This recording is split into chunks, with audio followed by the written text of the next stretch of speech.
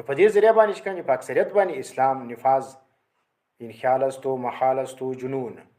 چې هر څوک دا تمه ساتي چې په اکثریت باندې به موږ اسلام راولو او ووټونه باسلو او بیا به د اسلام راسي دا د احمقانو په باغ کې ګرځي دا صحیح سلو چې دا رقم په اسلام راکړي نو نبی اسلام به هم د جمهوریت نور معلوم صحیح سلو نو نبی اسلام غاښ مبارک ولې شهیدي په احد کې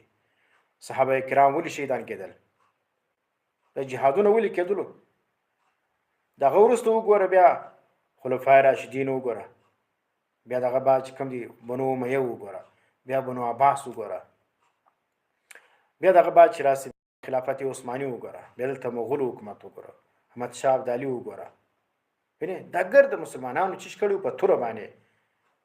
د غسر د کافرانو سره د هندوانو سره د سکانو سره د انګريزانو سره جنگېدلی ولو په وټو باندې نو د خړی